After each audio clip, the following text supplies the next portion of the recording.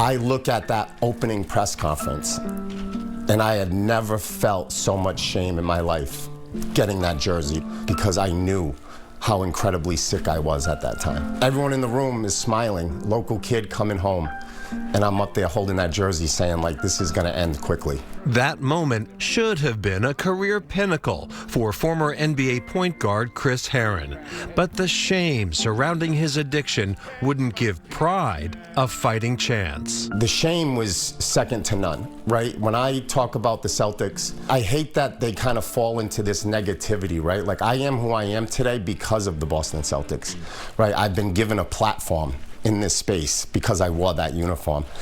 It's just, it was one of the toughest times of my life. Herren was a phenom from Fall River, fielding an offer from a college recruiter at 14 years old, before he even played his first game at Durfee High School. At 18 years old, I had this incredible future ahead of me. I was doing Sports Illustrated shoots at Faneuil Hall. I was coming up and playing for my local school, Boston College, and everything looked great until one night I decided to try some cocaine, and my whole life shifted in a moment. Substance use disorder is indiscriminate.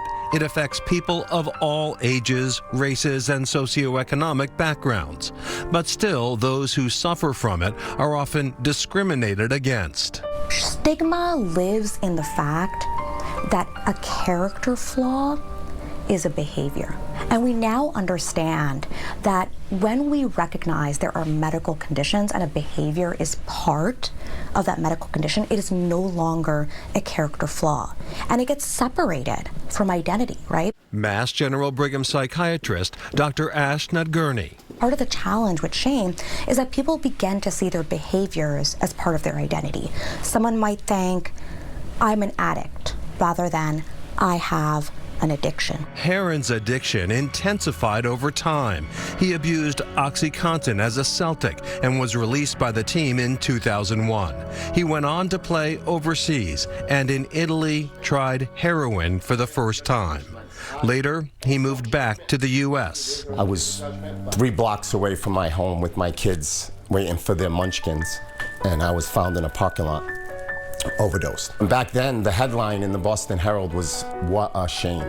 That speaks volumes. I don't know if you could get away with that headline today. Like, here I am, a father of 2, taking a chance at dying every day, you know, chasing death for that feeling, and to say, what a shame. Herren got sober in 2008, and since then has made it his mission to help others in their recovery. I think the beauty of living, you know, in recovery is you get a win every day. In 2012, he started sharing his message with students. I have had the opportunity, privilege, responsibility to present my story and my perspective in front of over 2 million kids. After a few years, he changed his approach, pivoting from a scared straight style that detailed his worst days. The first day is important.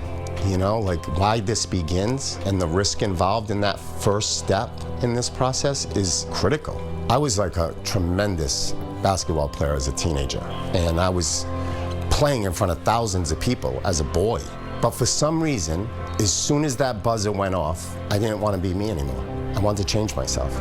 I wanted to go out, get drunk, get high, and forget about who I am. In 2018, he and his wife Heather opened Herren Wellness, a recovery center in Seekonk that's now served thousands of guests. I lost my dad at a young age and I couldn't handle those feelings, and so I stuffed it down with substances. I had gone to a psychiatric hospital 3 times between 18 and 21, and that didn't really work out for me, so they recommended I try something new. Patrick Ryan spent 6 months as a guest at Herren Wellness in 2022.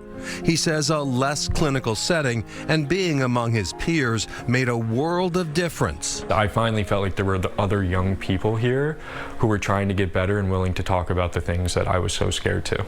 Now, Ryan works here as a sober house manager while studying full-time at Northeastern University. There's so many walks of life that have come through there in the couple of years that I've been. It's rewarding to see them get back into their lives. If we see someone as having a substance use disorder, and we recognize that as a healthcare system, as physicians, as a society, we should help them treat that substance use disorder, then we are changing the cultural narrative and debunking that stigma effectively. I certainly have seen a change. I will say there's some stigma left, for sure, but there's no question that stigma around addiction has changed. I think we've evolved tremendously. I'm kind of been in this now for 15 years. I think it feels different, it looks different. Herren says younger people are taking action sooner, and older folks are more motivated to seek help. I wanted to witness the miracles, and I've been so fortunate to do that here.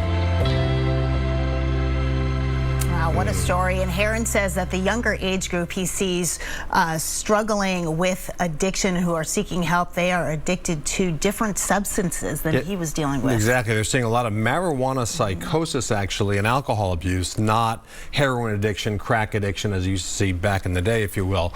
By the way, Chris and his wife, Heather, are running the Boston Marathon this year to help raise money for their nonprofit, the Herren Project. You can get information about the project and also help them fundraise via our website. All right, good luck to them.